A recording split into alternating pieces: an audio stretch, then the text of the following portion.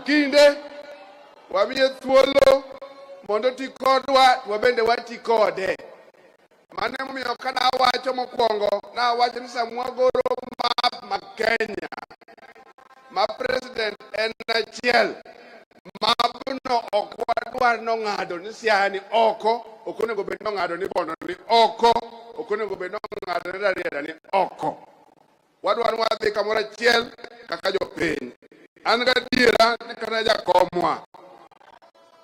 An gadiera ni kata jakomwa kama wachope sani ung'eyo kendo josekon oyo.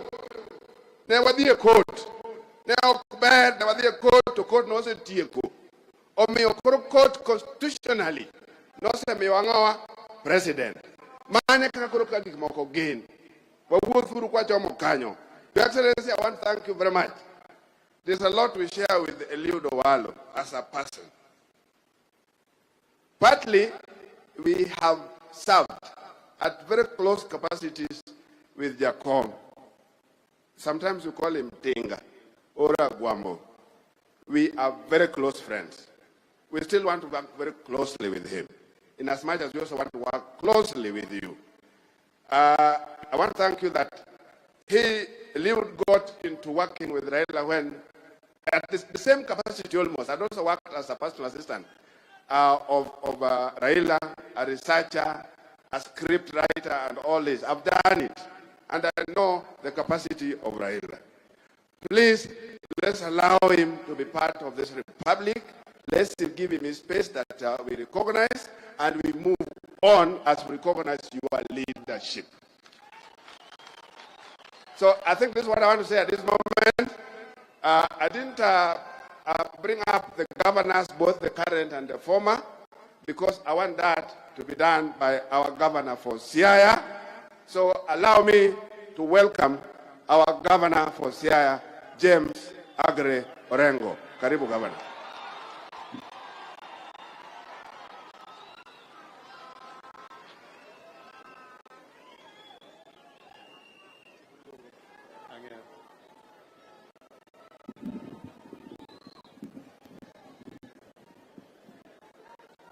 Kayo Poto Monade. Your Excellency, the President of the Republic of Kenya, Dr. William Ruto, Your Excellency, the Deputy President of the Republic of Kenya, Honorable Rigathi Gachagua, Your Excellency, and he deserves that position because he's been a Vice President, the Prime Cabinet Secretary, Honorable Mudavadi, the Speaker of the National Assembly, Moses Wetangula, all the Cabinet Secretaries who are here, my brothers, the governors who are here, Governor Otuoma, Governor Governor Kangata, I'm told is here, and the senators who are here, and the former governors and senators. With your permission, Your Excellency, before I say anything, and in consultations that we've had, give me a chance or allow me to invite Senator Mandago. He's a former governor. He has served those twin positions. He has been a regular visitor here. And then I'll call upon the other two governors. And then we'll proceed.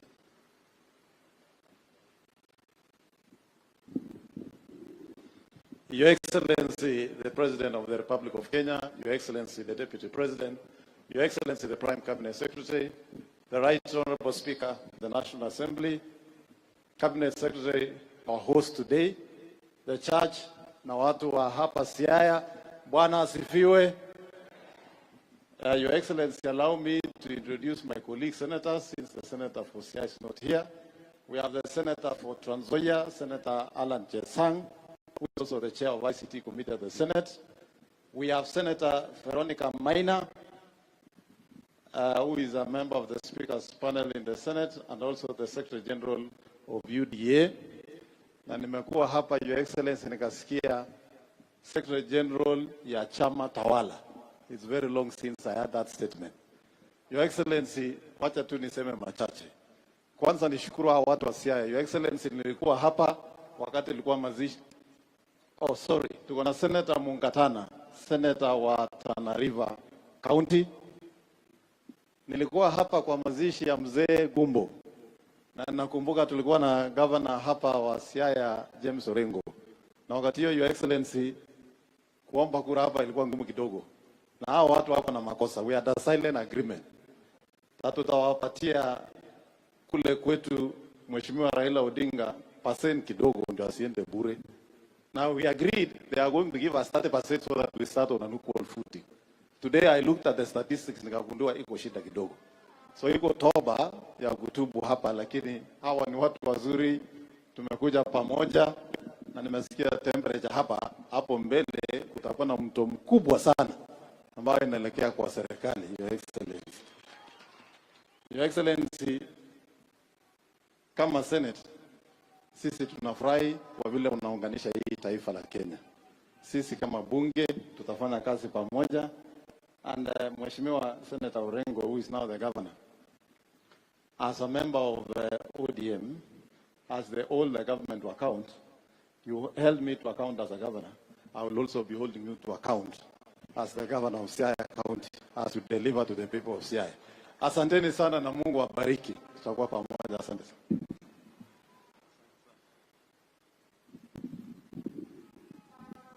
In our midst, there is a gentleman I normally call by Senator, and is now the Senate Majority Leader, Aaron Cheriot.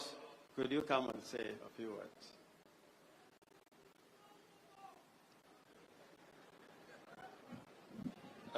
Your Excellency, the President, the Deputy President, Prime Cabinet Secretary, all leaders that are here, I thought Senator James Orengo, now Governor, had chosen to forget about me. So I was planning something very serious. I was going to conspire with the MCAs of Siaya so that you find yourself in the Senate. Then we can. But now that you have forgotten, be assured that you are safe, at least for a few more days. So I want to say congratulations to my very good friend, Eliud Owalo. Pongezi sana on this great honor that you have been given to serve the people of Kenya. I want to give you my assurance that us from the Senate, sisi tutafanya kazi pamoja. We will ensure that we help you deliver for the people of Kenya, and even more so for the people of your home area where you come from. Because it is a biblical principle. If you read the Bible, for those of us that are Christians, it says that as you share the good news, you begin from Judea to Samaria to the rest of the world. Sasa wewe Owalo, wakati unapanga mambo ya serikali na ofisi, mimi najua wewe ni waziri wa Kenya. Lakini chochote ambayo unapanga, panga pia kitu ya hii kijiji ambayo inaitwa Gango, alafu Bondo, Siaya, and to the rest of Kenya. Usisahau hawa wananchi wa hapa nyumbani. It's extremely important because that is why they have come to celebrate you. And one final thing, Your Excellency, in following up, sababu mimi naona wananchi wamekuja kutukaribisha hapa. Najua tumetembea na wewe kutoka Homa Bay jana hapa. Mimi nilikuwa nakuja nikichungulia sababu sikuwa najua vile kutakuwa kwa hii safari. Sasa vile jana tulikaribishwa na leo vile tumekaribishwa. Mimi nataka kuambia Jothurwa, anything that comes to the Senate, a bill, a motion, so long as inahusu Kenya, kama hakuna kitu ya Siaya hapo ndani, mimi siwezi pitisha. Nitahakikisha mambo iko ndani kabisa. So nyinyi msikae mkifikiria ati mtakuwa nje ya Kenya. Nyinyi, you are part and parcel of us. We will work with you na tutahakikisha that in your dream, Your Excellency, of making Kenya one nation, one people, governed by one dream, becomes a reality. I give you my assurance. Just a final thing ambaye, najua rafiki yangu Sudi yako hapa. Na for a long time, I've been trying to get him to have a church ambaye atafanya ikuwe home church yake. Sasa leo amepata kanisa hii Nomia, wakati ile sababu ilipeanwa kwamba watu walitoka Catholic because they wanted to be 2-star general and 3-star general. Unajua Sudi is a 3-star general. Hasa yeye amesema anaenda kufungua Nomia Church Kapseret Division. So tutachangia yeye kanisa ifunguliwe. Asanteni na Mungu awabariki. Thank you, thank you, thank you. We have also former governors. I'll just ask them to stand up in recognition. Governor Ungwae, former governor of Kisii. We have Governor Kidero, former governor of Nairobi. We got Governor Ranguma, former governor of Kisumu.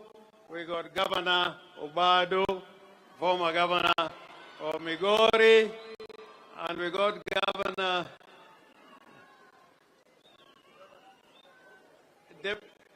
Deputy Governor. Oh, yeah, thank you so much. Now it is my pleasure to call upon my brother or son, Governor Kangata from Murang'a.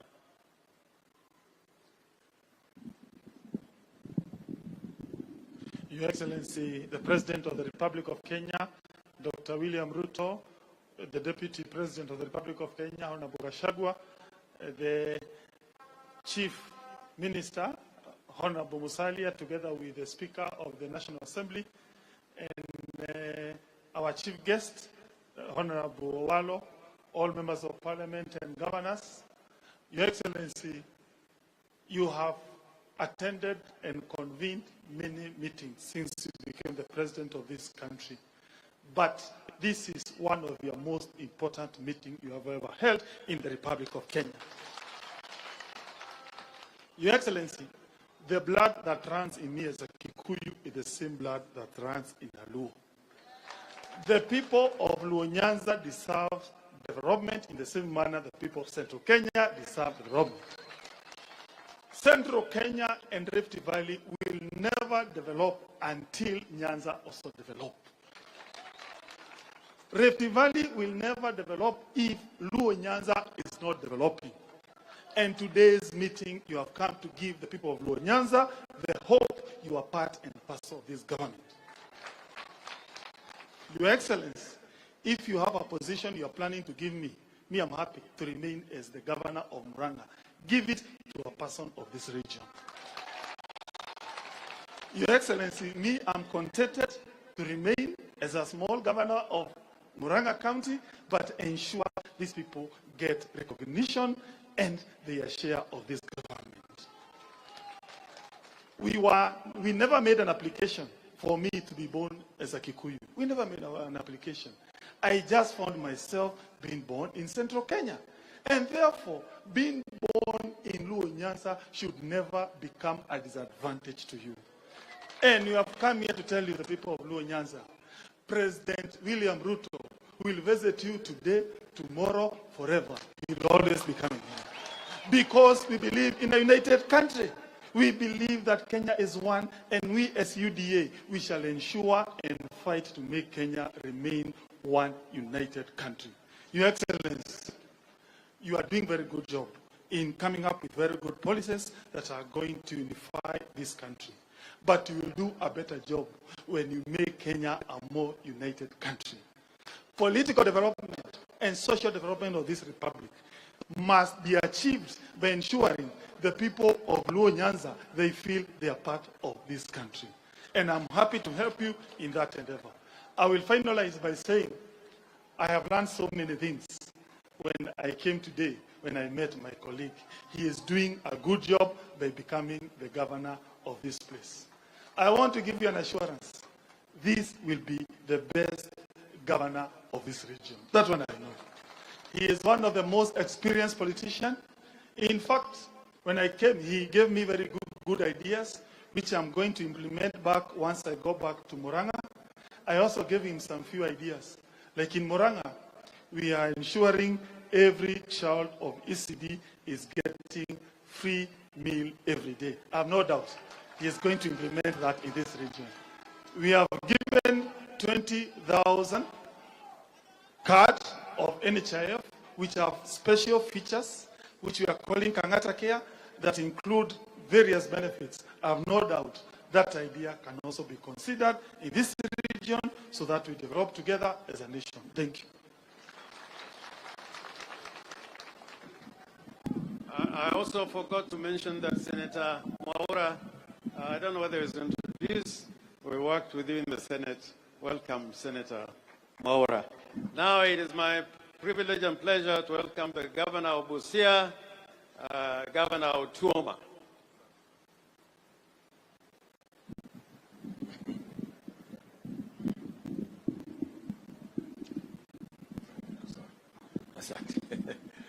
Your Excellency, the President William Samoei Ruto, the Deputy President, our Chief Minister and Speaker, all protocols observed.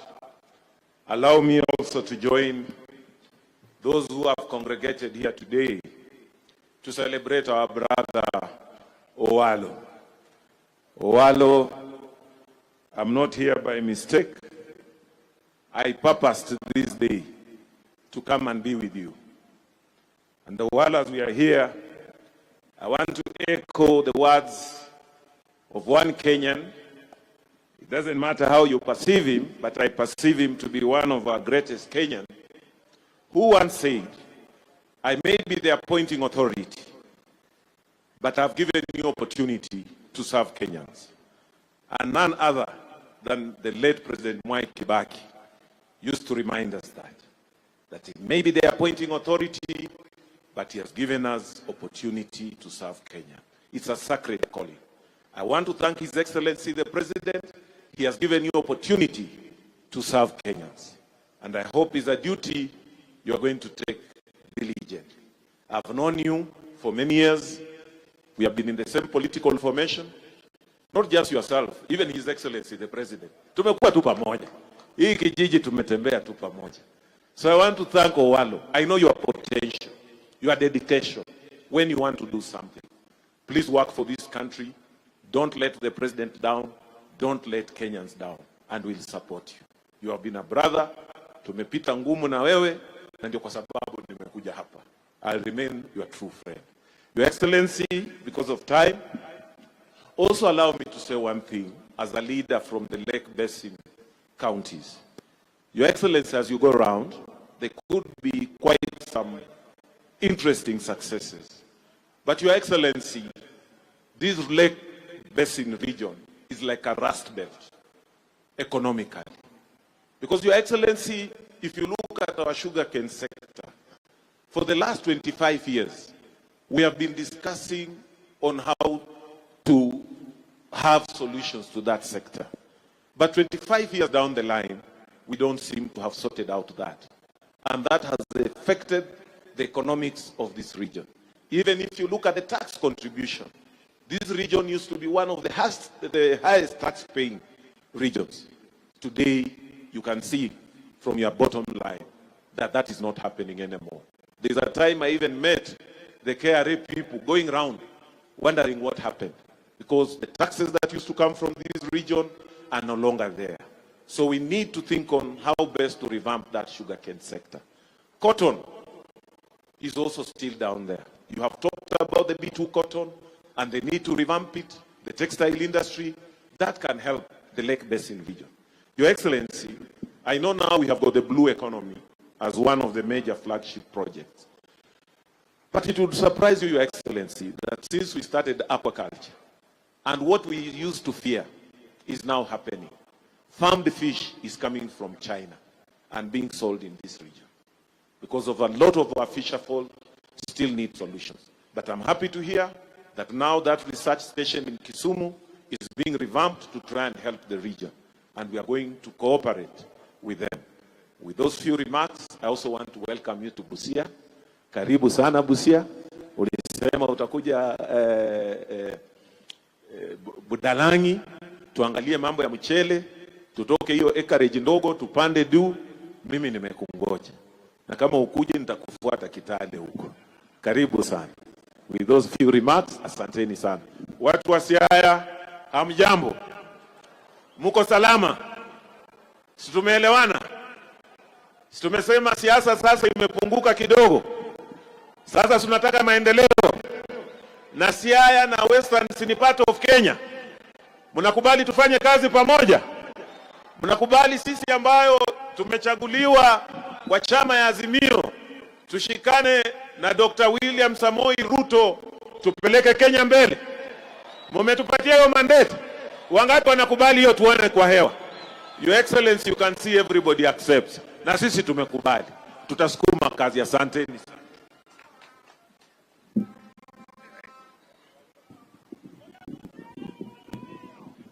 Your Excellency, I would now want to make a few remarks.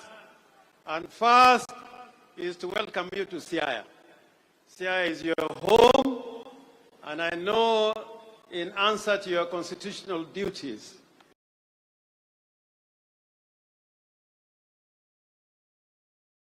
as head of government and head of state, profusely for appointing Eliud Owalo as a cabinet secretary.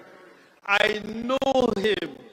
I can vouch for him as a worker, as a scholar, as a writer, and as a thinker, and as a strategist. And I know Asembo and Siaya are better with Owalo in the cabinet of William Samoei Ruto.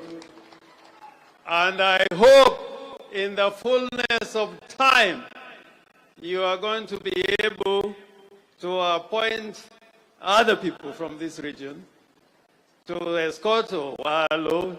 You know, Deputy President was parading some people from this region, but like Oliver Twist, we still want some more.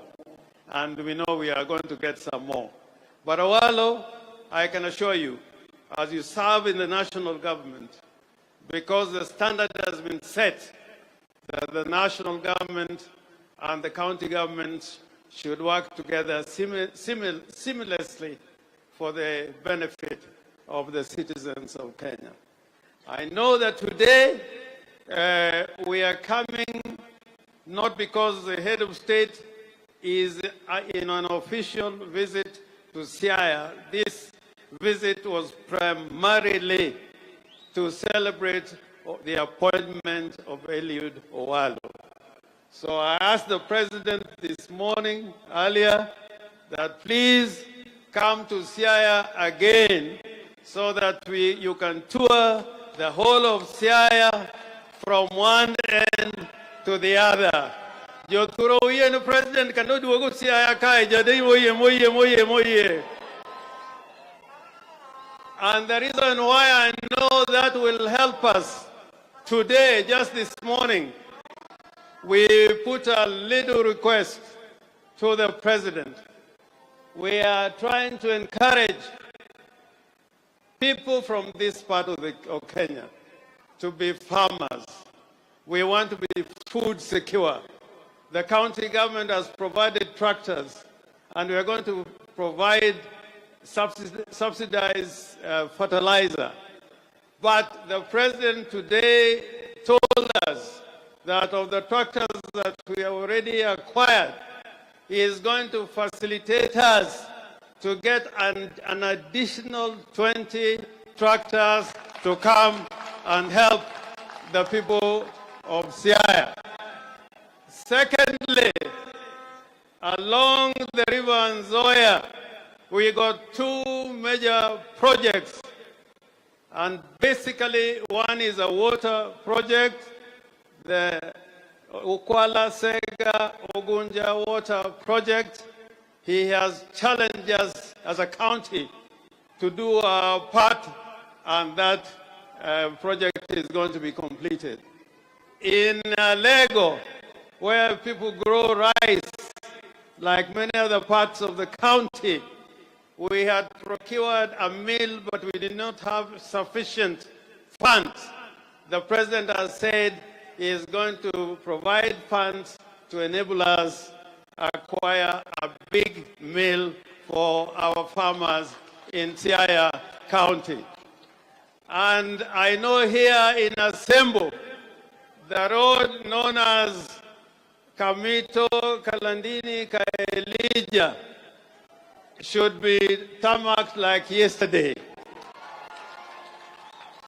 I had the benefit of flying with the president over this area, and I can assure, as a matter of duty, the president is going to ensure that that road is completed. And he said, all the roads that are stalled in Siaya County, just like in other parts of the Republic of Kenya, they are going to mobilize the contractors to come and make sure that those roads are done.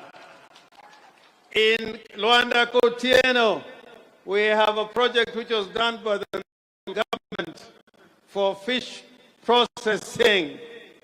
He has assured us that if we hold discussion with his government, that fish processing plant, together the one in which Loom, are going to get into business. And I want to applaud you, Your Excellency. You seem to know everywhere in Siaya. You need to know every road. I don't know what you used to do here before, but I was very impressed about that. So I know we are on the right track. I just wanted to say one thing. As patriots, as Kenyans, we as elected leaders, and I'm saying this thing with all the seriousness and the command of my words, that it is wrong for us to talk about 2027 for those who have been elected. We should be talking about what we are doing now, not 2027. And I am happy that the President, you are here, because you have assured us that your government is kicking and working in Siaya and the entire Republic of Kenya, not because of 2027, but because that is the duty we were elected to perform.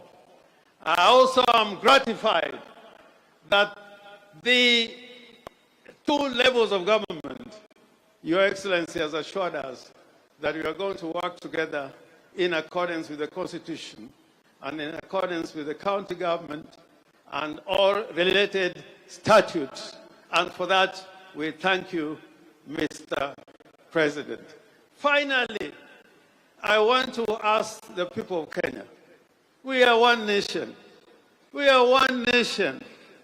The Kenyan people, we are one nation. We should never build borders or walls. A Kenyan should be ready and prepared to go anywhere in any part of this republic. And leaders, if we say things the way we should say them, this country is going to be one indivisible republic under God that is looking to the future with optimism and vision. And I think that is going to help this country stride to a higher level.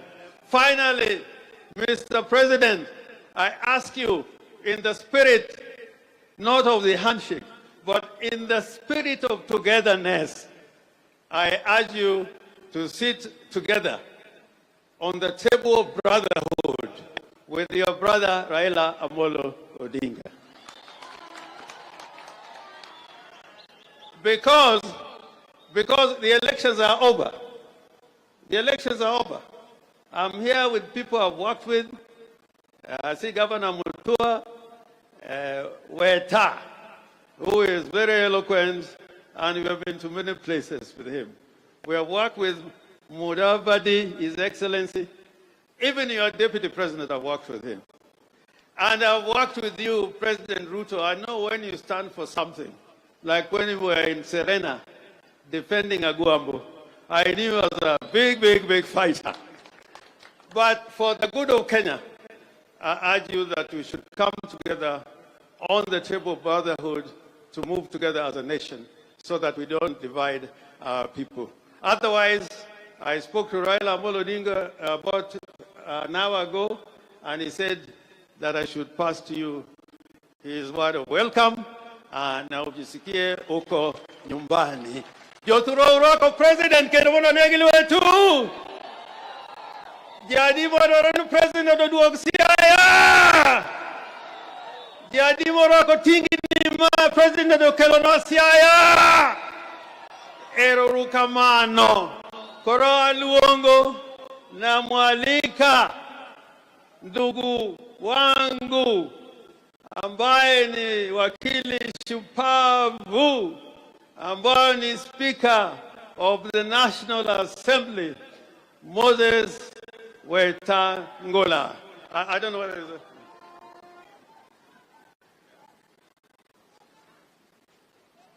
Oh, okay. Okay, I'm sorry. There's a little hitch there. I'm told that the CS in charge of health will now come,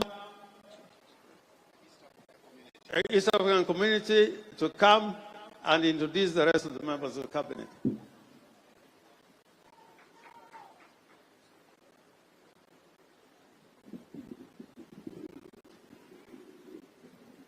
Thank you. Your Excellency, the President of the Republic of Kenya, Excellency Deputy President, Prime Cabinet Secretary, and I will ride on all other protocols, and the great people of Siaya, good afternoon. Before I introduce the Cabinet Secretaries, I invite PS Dr. Raymond Omolo to introduce the Principal Secretaries. Karibu.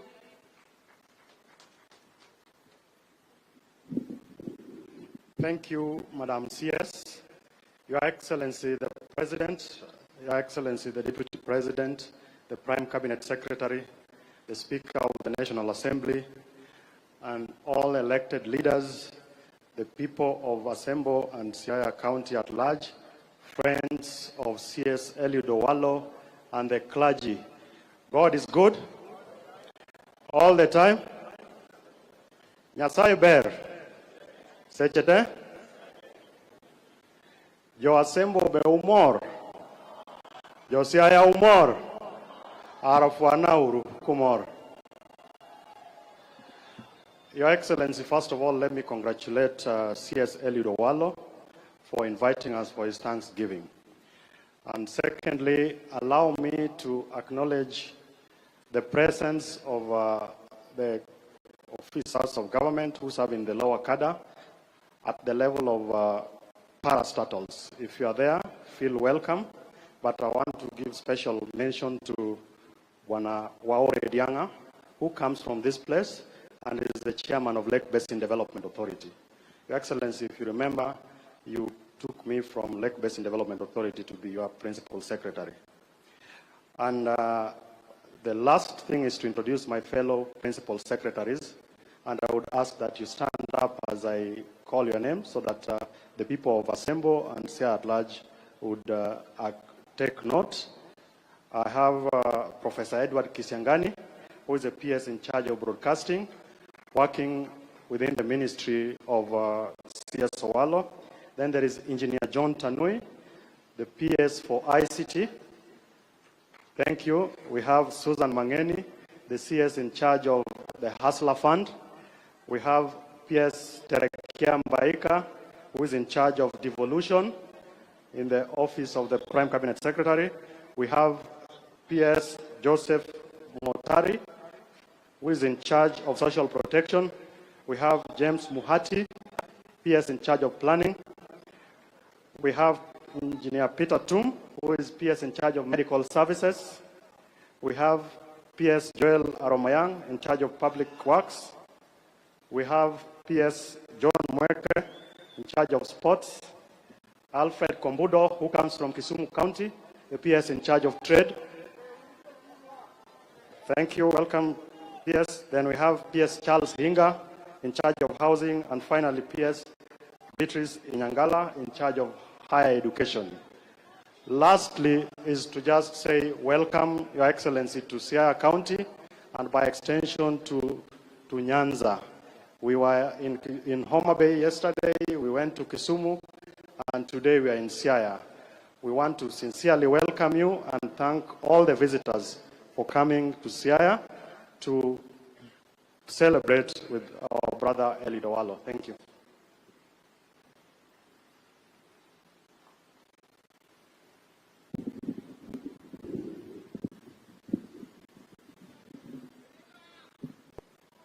The cabinet secretaries are very happy to be here to join hands in solidarity with one of us who is a great member of our team. I want to introduce the cabinet secretaries who are here, and I'll request them to stand and wave. We have Ezekiel Machogu, CS Education. We have Zekaria Njero, CS Lands Public Works. We have Alfred Mutua, Foreign and Diaspora Affairs. We have Eliud Owalo, Information, Communication and Digital Economy. And myself, Rebecca Miano, in charge of East Africa Community, ASALS and Regional Development. Your Excellency, under your leadership, we assure you as Cabinet Secretaries and our Principal Secretaries that we shall serve with dedication, with determination, dutifulness, and hard work. And now, I want to invite Eliud Owalo, the rock star for today's Thanksgiving. Welcome.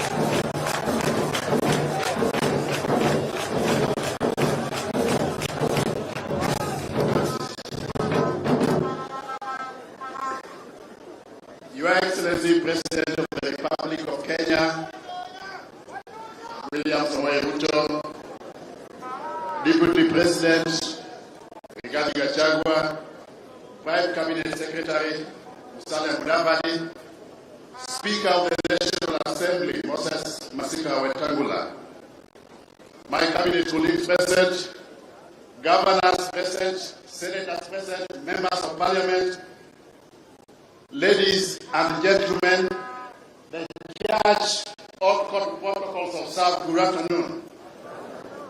This is a great day for me, and because I don't want to run the risk of missing anything important, you'll first of all allow me to read a very small but succinct speech, just to put everything into the correct perspective.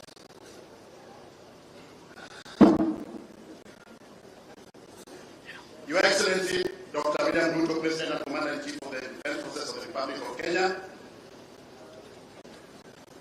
the Deputy President and all protocols observed, I'm delighted and humbled this afternoon at the same time to welcome you to the place that I ultimately call home. In the Luo culture, Your Excellency, we the Luo people, our home is a very special place. It is very different from other places where we live away from Luo land. We call those places houses, no matter how elaborate, comfortable, modern or eloquent they may be. Your Excellency the President, distinguished guests, ladies and gentlemen, welcome to my home in Gangu Village in West Asengo, Siaya County. This occasion, Your Excellency, is both very special and most humbling for me and my family. We are gathered here to pay homage to God for the special mission that has been assigned to the Secretary for Information, Communication and Digital Economy. It is a mission, Your Excellency, that without fear of accepted and set out to serve with great humility. As a family, we have invited you to stand with us in thanksgiving to God and to all who have made this possible, with His Excellency the President at the forefront. We have never hosted this type of gathering here before. Perhaps the last time that we had this type of gathering was when my father passed away and we had a similar gathering here a few years ago. I want to thank all of you for finding it worthwhile to be with us today.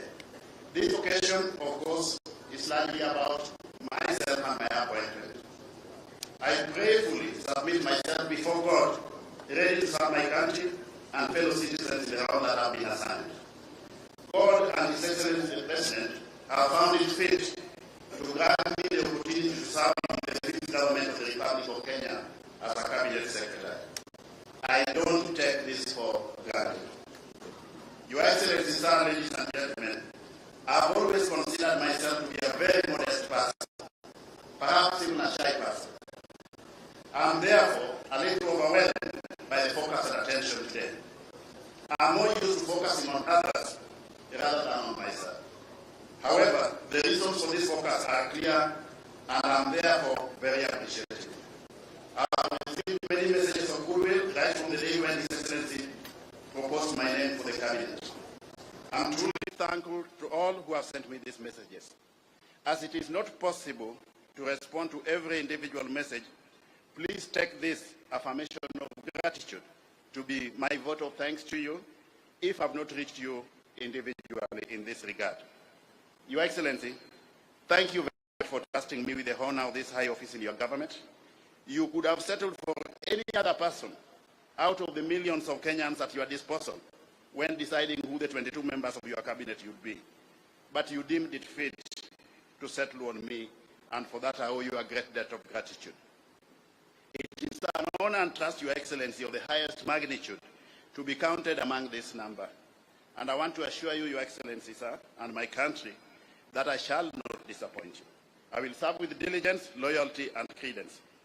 I wish to extend gratitude to the church, Nomia Church here, and especially to the religious leaders who are with us here today. Your prayers and blessings have always been very important to me and my family. As you will be aware, my grandfather, the late Eliud Owalo, played a leading role in the founding of the church that is presiding here today.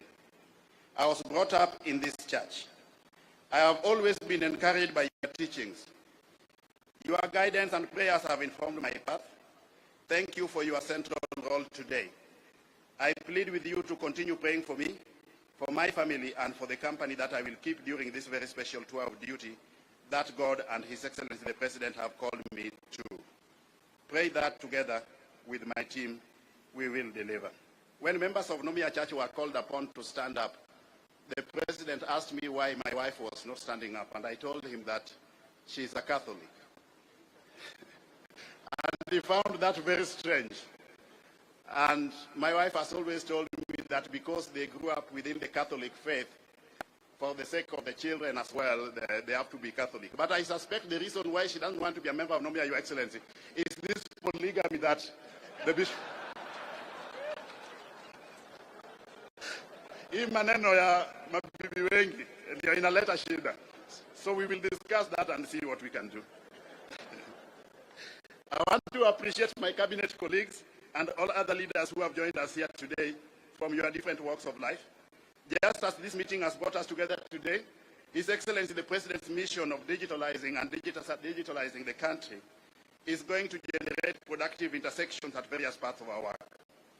As the person privileged with the lead role on behalf of His Excellency the President in information, communication, and the digital economy, I look forward to working with all other leaders, those gathered here, and many more beyond. Your Excellency, ladies and gentlemen, allow me to appreciate the community that I come from, and especially the immediate community of Gangu Village, the Sigeri area, West Asembo, and Rarieda, the immediate environs of my home.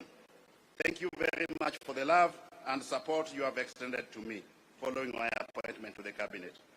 In these days when the country faces serious food challenges, I have, alongside other leaders traversed Siaya, Migori, Kisumu, and Homa Bay counties on behalf of government to lead in distribution of famine relief food donated by the Kenya Kwanza government. The love that I have encountered from our people is overwhelming. I want to assure the people among whom I was born that I also love you. Your Excellency, I know that you have repeatedly reminded us that we are honored to serve in your government and that service to the whole country is not just service for our home areas. Yet, Your Excellency, I also know that you appreciate the altruistic and very much awake to the specific challenges afflicting special communities and regions.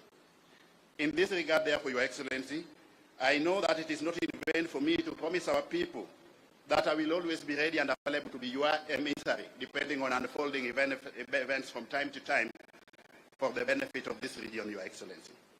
Thank you once again, everybody. Thanks to all those who have contributed to the planning and the success of this occasion. And at this point, may I just call upon the organizing committee to stand up from wherever you are and wave. Those who are in the organizing committee led by George, Donji, there were quite a number, and they are from all over the country. I thank you very much. Okay. I thank God for you all, and together let us thank God for the opportunities in our lives. Let us trust in Him for the future. Glory be to God the highest. God bless you. God bless Your Excellency. God bless the people and the leaders present here. And may God bless our beloved country. Thank you very much.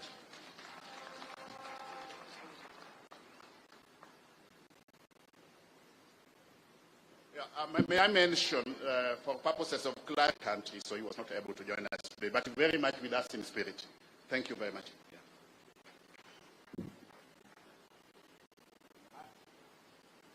May I now take this distinguished honor and privilege to invite the Speaker of the National Assembly, Honorable Moses Masika Wetangula.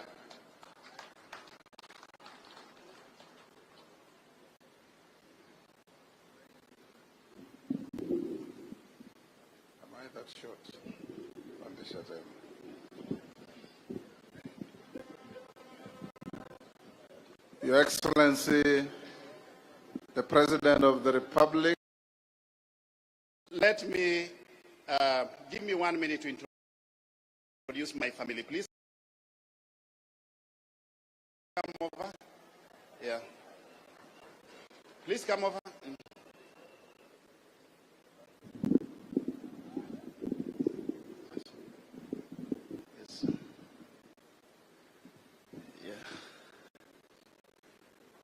Okay, we are 5 in the immediate family. Madam, her name is Jacqueline Muga Owalo. She's the mother of my children. The eldest daughter in the family is called Michelle Atieno Owalo. And then the second born is Michelle Atieno Owalo. Yvonne Atieno Owalo. And then the last born, as at now, last born as at now is called Paul Onyango Owalo. To them all also still I owe them a great debt of gratitude for creating the enabling environment for me to pursue my goals and ambitions. Thank you very much. May I now go back and invite Speaker Moses Wetangula to come. My apologies for that, Speaker. Yeah.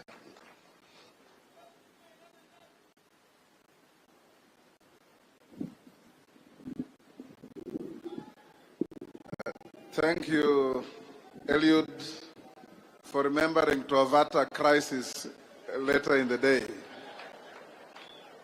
Your Excellency, President William Samoei Ruto, Deputy President, Chief Cabinet Secretary, Cabinet Secretaries, Governors present, Honorable Members of Parliament, the clergy, na waheshimiwa wananchi. We're here today to pay homage and cheer my good friend Eliud Owalo. I've worked with Eliud Owalo for many years, probably about 20 years. What has been said about him is true. He's hardworking, he's brilliant, he's honest, keeps his word, and above all, he's a go-getter. In fact, he's a man of great faith. And it is the faith you have, Eliud, that has brought you this far. When there was a choice to make for short-term convenience in politics and long-term interest in politics, you chose long-term interest in politics. And we come here to stand with you, encourage you, and tell you that you will not walk alone in this life that we all live in. So being here today is a day for you to stand above everybody else and thank His Excellency for looking around the 50 million Kenyans and giving you an opportunity to serve the people of Kenya. An opportunity that I have no doubt you'll discharge with absolute distinction, because I know that's how you work. People of Siaya, led by my brother and friend James Orengo, whom we worked with for a very long time, we are here to say that we are one indivisible, happy family called Kenya. And this big, happy family called Kenya should never allow anybody to create fault lines, define irrelevant boundaries between us, or define Kenyans on the lines that don't keep us together. And I want to salute our president, because since you went into office, you've been everywhere, telling Kenyans that whether they voted for you or not, you are the President of the Republic of Kenya and you will serve each and everyone without any fear, favor, or prejudice. And that's what a president must be, should be, and will be. So we join you in celebrating the success of your minister. I also want to confirm that the area MP of this constituency is out of the country on my permission with a delegation from Parliament. He called me and told me to convey his gratitude to you, Your Excellency, for picking Eliud Owalo from his constituency. Lastly, nataka kuwaomba ndugu zetu wa Kenya. Siasa ilikwisha, iko nyuma yetu. Sasa ni kuungana na kushikana mikono. Tutembee pamoja kutoka Vanga mpaka Turkana, kutoka Lamu mpaka Malaba. Kila Mkenya awe na nafasi ya kujivunia kuwa Mkenya. Kila Mkenya awe na nafasi ya kujiona ya kwamba hii serikali ni yetu sisi zote. And I like what Orengo has said. You know, Orengo has always been a very vibrant politician, sometimes more active when he's opposing than when he's supporting. But today, you've spoken and touched my heart. That where we are, and where you are, and where we shall all be, is to know that we have no spare country. There's only one Kenya, and we salute the outcome of the last elections, because Kenyans were sitting on tenterhooks. Are we going to fight again? No. Are we going to quarrel again? No. Are we going to raise irrelevant, trivial arguments? No. We shall remain one. And you, Mr. President, Shakespeare said, an ease is the head that wears the crown. The crown is on your head. Even if you become uneasy, carry the duty of uniting Kenyans. Thank you so much. Ndugu zangu, nyinyi watu wa Siaya, mumeoa mtoto yangu msichana. Kwa hivyo nyinyi ni nyawana, Na sasa nikimaliza hapa, nataka ile mahali libaki munipeleke mahali nikule vizuri na nijue kwamba hii urafiki yetu itadumu forever. Ochanda, thank you. I was in London 2 weeks ago with you, and you talked like a statesman. And keep that mood and induct everybody else. Now it's my humble duty to invite my brother, Musalia Mudavadi, Chief Cabinet Secretary, anaitwa ma-DVD, akuje naye pia awasalimie, and he prays on Eliud Owalo because he's the bridal character of the day. Thank you.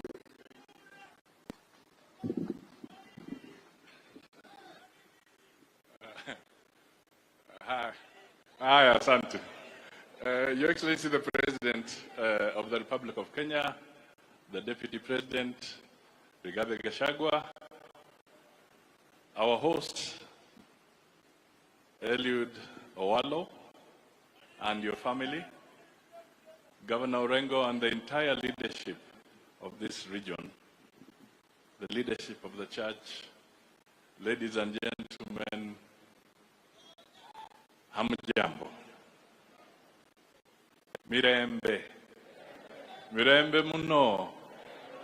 Mubebaramu. Asante sana. I'm a neighbor. Na hiyo ni lugha moja. Your Excellency, my first remark is to say I stand here to congratulate Eliud Owalo for receiving your appointment and your honor to become a cabinet secretary. When we were in Nairobi campaigning for Owalo in Kibera, we kept on saying, liwe liwalo, ni Owalo. Leo, liwe liwalo, ni siku ya Owalo. We are here to celebrate this glorious occasion and the honor that has been bestowed on you by the President. I will just make one other small remark to affirm what has been said here by the Speaker, and indeed when the President was leading a retreat of his government in Nanyuki, he stated very clearly, and the instructions are very strict, firm, that we have to serve all the 47 counties of this country in equal measure. Whether the leadership of a county is from a different political party, that is irrelevant as long as you're serving in his government. We must serve all Kenyans and make sure that they all benefit from the resources that we all harness as a nation through the taxpayers.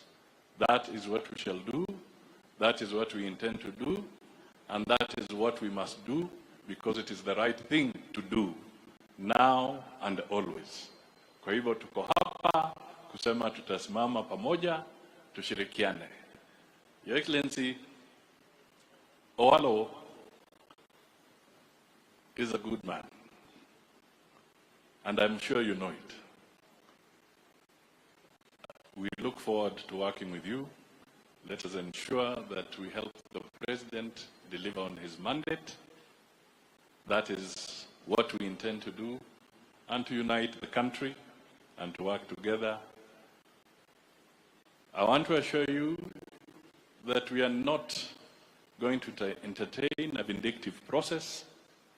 That is another very strict message we got from the President, that this government should not have a foundation of vendetta, but unifying the people of Kenya.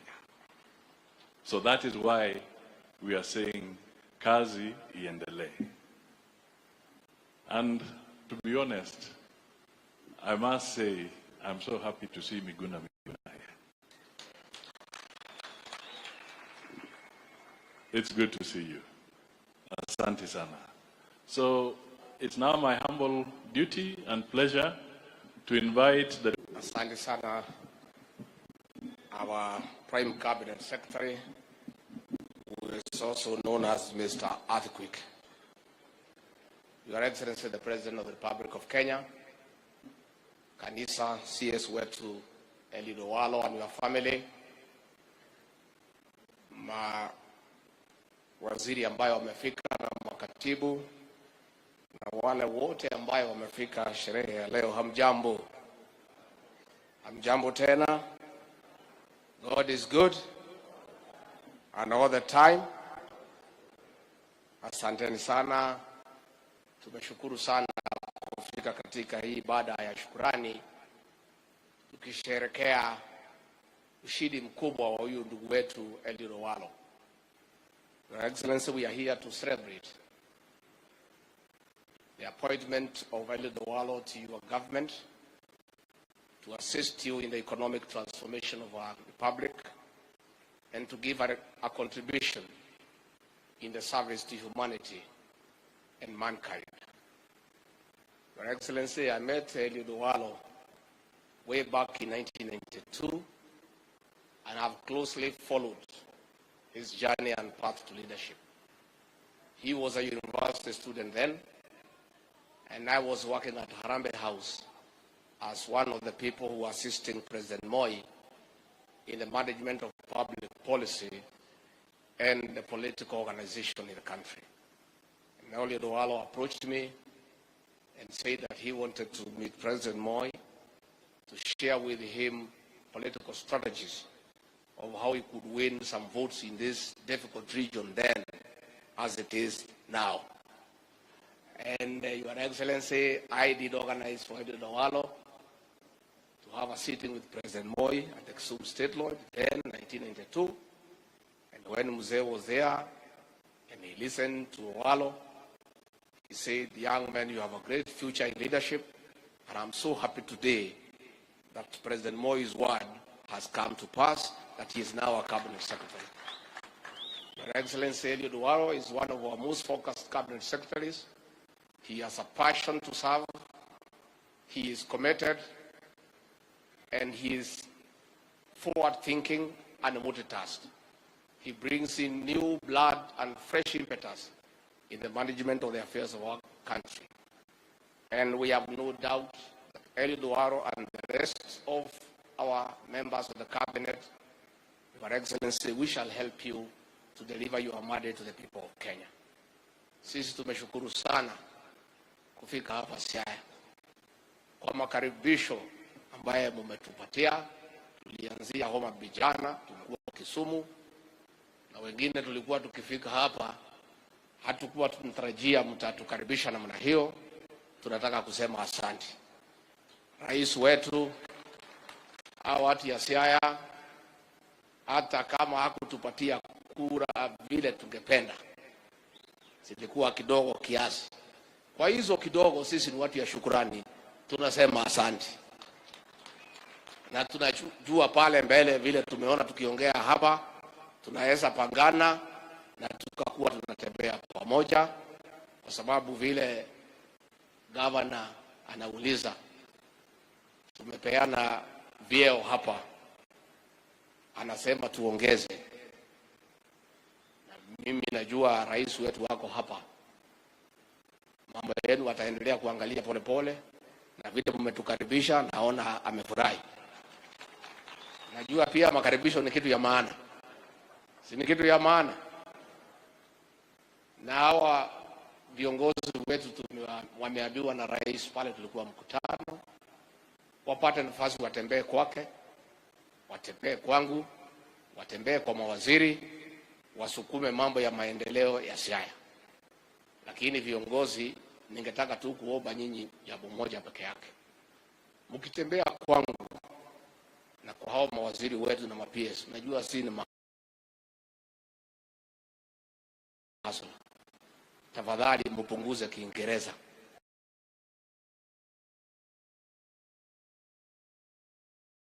Kupromosha Kiingereza bila kuulizwa na mtu yeyote ni huyu Speaker wa National Assembly Moses Wetangula. Lakini wewe mtu ya kwenda kutafuta usaidizi Sasa ukiweka ile Kiingereza kali utasikizwa na nani? Sasa kwa hivyo, Your Excellency, ningetaka nichukue nafasi hii wakaaji wa hapa katika counties yetu ya Migori, Homa Bay, Siaya, Kisumu, nionyeshe nyinyi viongozi, kwa sababu rais anapenda nyinyi. Hata kama kumpa yeye kura vile alitaka, angali anapenda nyinyi. Na ameonesha. Kuja hapa kwanza huyu CS Owalo. Huyu sasa. Unajua sasa hii kazi ya information na ICT iletaka mtu amekula samaki sawa sawa na akili iko hali ya juu. Sasa rais akiangalia pale mtu yuko akili ya juu, akaona imetoka wapi? Hapa Siaya. Mumefurahia? Wapi makofi kwa rais wetu. Kutoka hapo tumeingia mambo ya usalama na utawala. Ile Oburu Odinga alikuwa anaita system. Simulisikia Oburu akisema ati mambo ya system. Sasa rais huyu wetu, hata sisi tulikuwa na shida kidogo watu ya Mount Kenya na wakale pale, ile kiti ambaye ndio yenyewe wa serikali, ile ya ndani kabisa, ile ya kupanga maneno na kupima na kuweka darubini, kuweka kabiro na kuangalia Kenya vile naenda na kukaa na rais karibu, anataka atukupeana pande hii. Kulikuwa na shida kidogo, lakini akasema hii watu ya Luo Nyanza bali tunapitana nao ni kura peke yake, mambo ingine wako sawa. So kiti ya PS wa Interior na National Administration ni ya huyu mtoto wenu Raymond Omolo. Kwa hivyo ile system mlikuwa mnalia mnataka imsaidie, iko hapa system. Fikiri mambo yenu iko sawa sawa. Simulilia hii system. Lakini nilimwambia huyu James Orengo ni rafiki yangu. Tulikutana kwa KTN. Akaniuliza sasa hapo mlima hii mzee wetu atafaidika. Nikamwangalia na huyu James Orengo tumetoka naye mbali. Siku tulikuwa tumesukumwa na Uhuru Kenyatta kwa ODM, tulikuwa pamoja. Alikuwa wakili yangu. Nilikuwa nikishikwa anakuja kunitoa. Mimi ni mtu ya kushikashikwa tangu zamani. Hii Uhuru amekuja kunishika ni kitu tumezoea.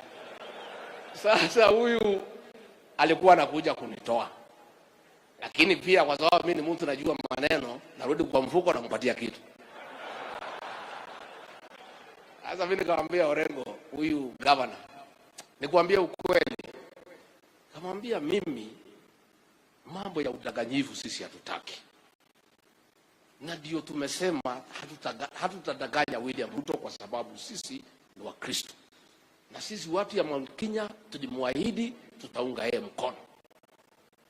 Rais Uhuru Kenyatta anatuambia tukue wadanganyifu. Tuache yule tunajua, tulimwahidi, tupatie yule tulikuwa tunapingana na yeye. Nikamwambia sisi mambo ya uongo hatutaki. Sasa wewe Jimmy, kwa sababu rafiki yangu, wacha nikwambie ukweli. Ile watu ya Mlima Kenya wote wamesarau baba ni conman. Watakula pesa yake yote na kumdanganya na hakuna kitu watapata. Huyo Orengo nilimwambia. Nilifanya mzuri kumwambia ama sikufanya? Sababu hii maneno ya uongo na udanganyifu ni kitu baya. Huyu baba wetu huyu Agwambo ni mzee ya heshima.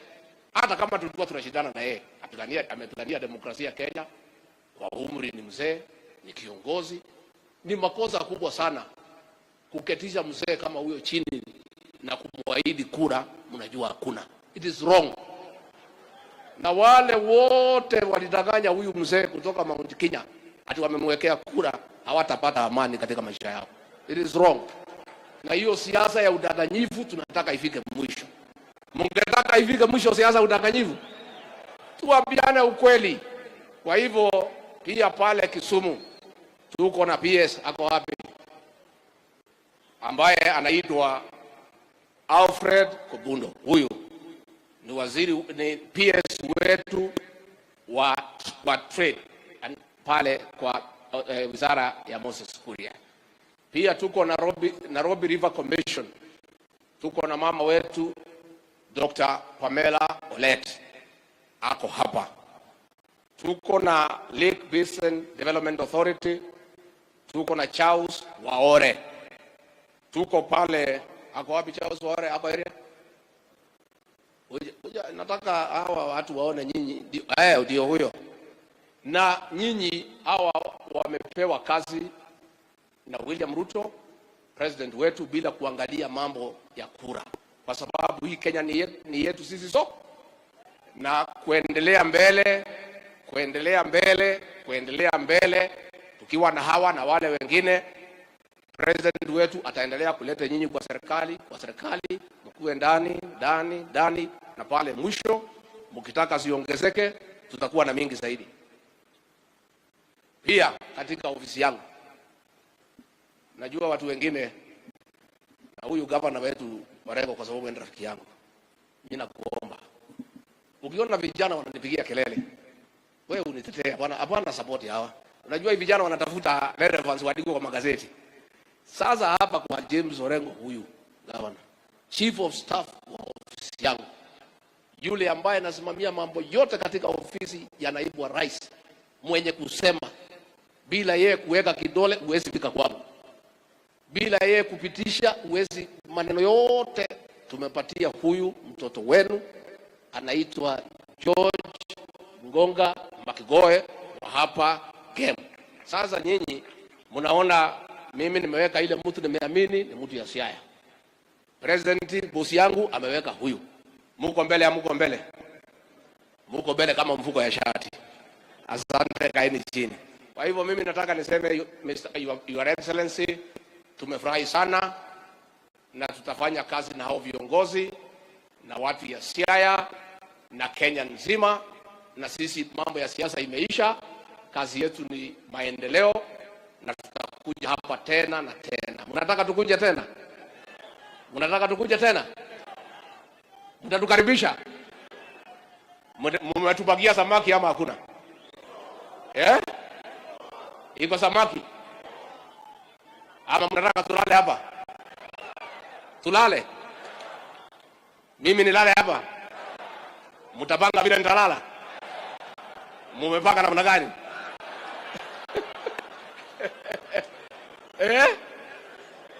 Asante.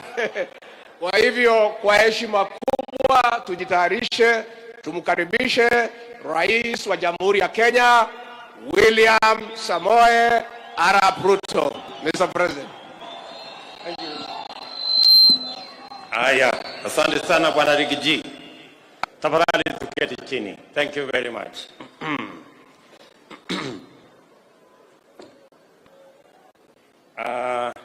Naona kuna watu wengi huko nyuma sana. Ninyi mnaona maneno huko?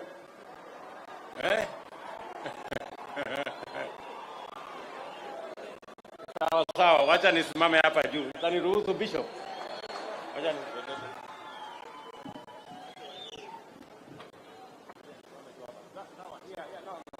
hapa ni sawa Bishop.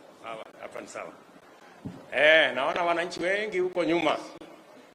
Basi baba wetu askofu na viongozi wote wa kanisa, Bwana Deputy President, magavana mlio hapa, mawaziri wetu, speaker wetu wa National Assembly, Bwana Moses Wetangula, our Prime Cabinet Secretary, speaker wetu wa county ya hapa Siaya, wabunge wa county, ndugu wananchi, rafiki yangu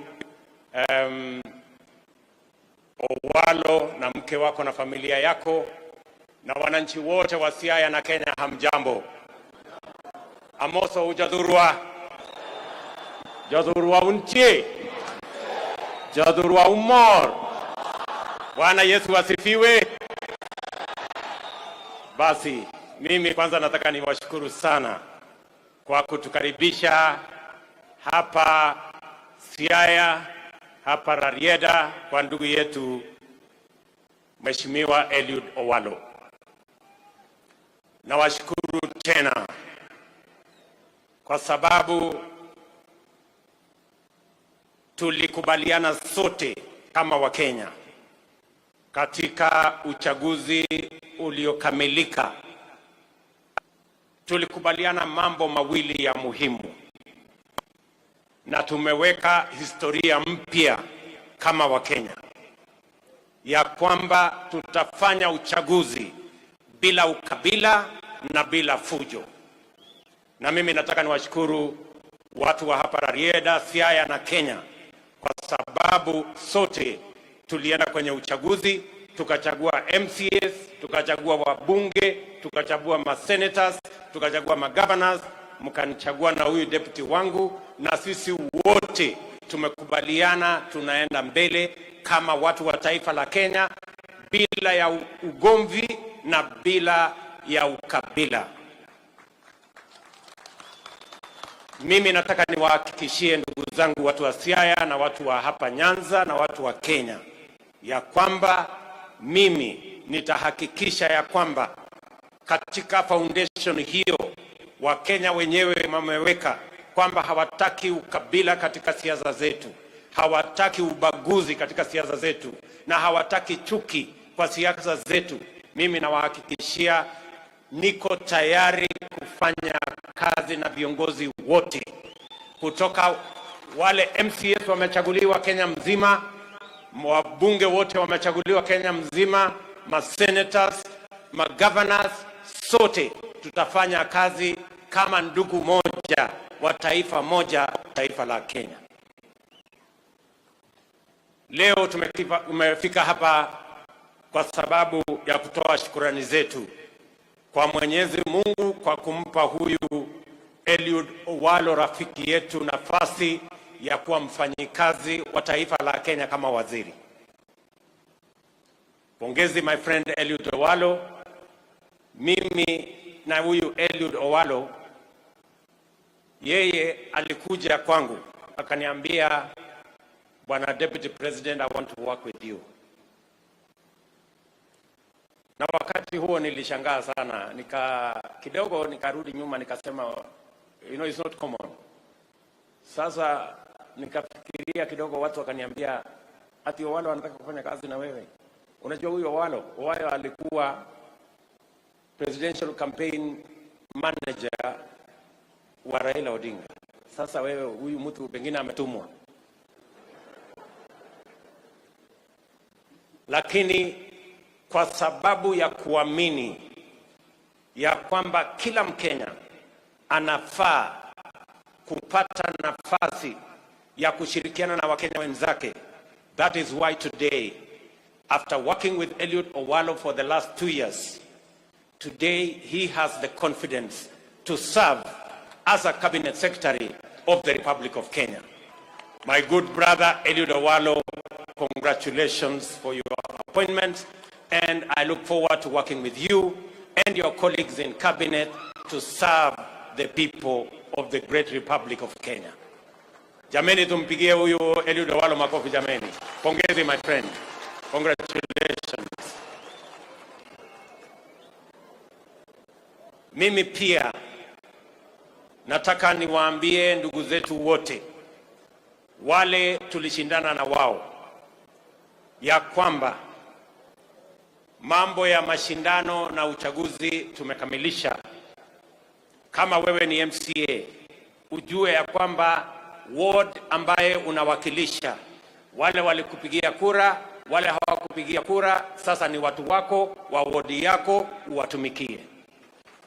Vile vile wabunge ni hivyo hivyo, maseneta ni hivyo hivyo, women rep ni hivyo hivyo, magavana ni hivyo hivyo, na hata na mimi nasema ya kwamba wale walitupigia kura na wale hawakutupigia kura ni wananchi wa taifa letu la Kenya, na tutawatumikia bila ubaguzi, kwa sababu nyinyi mnalipa ushuru na nyinyi ni wa Kenya.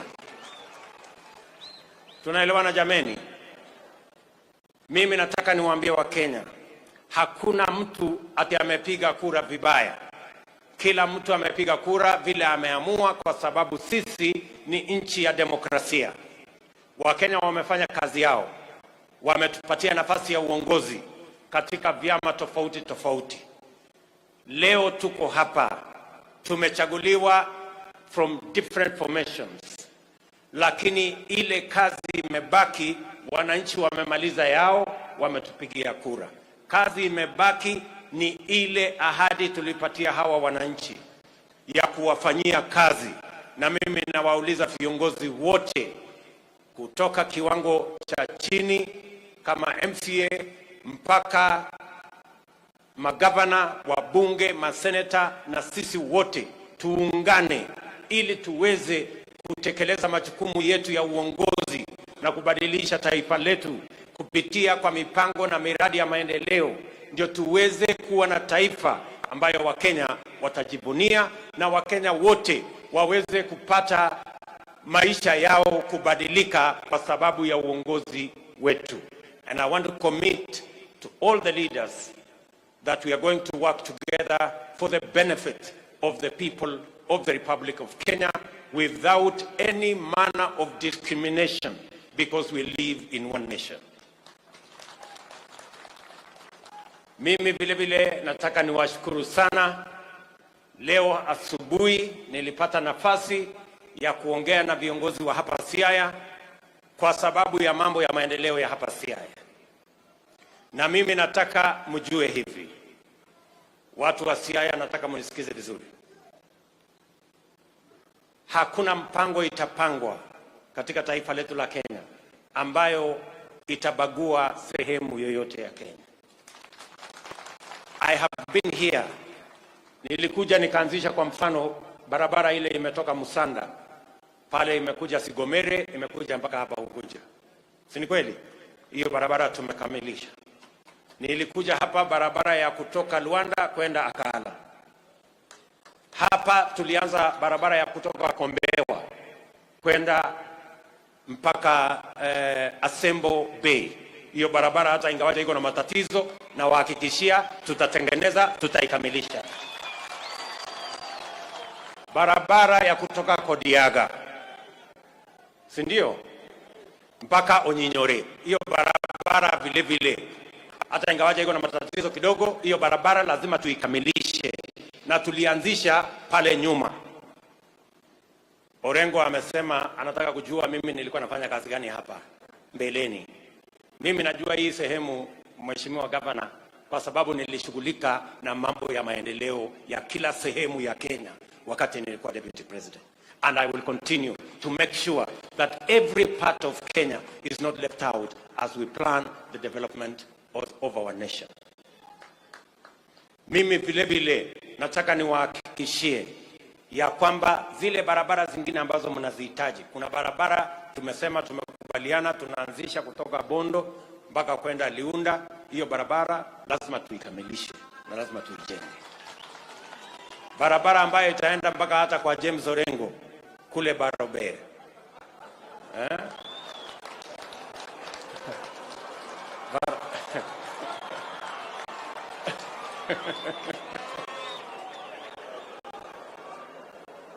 Ya barabara ya kutoka Gotnanga kwenda Jera, Barobere mpaka itafika Uring. Hiyo barabara pia tutatengeneza, tutaikamilisha.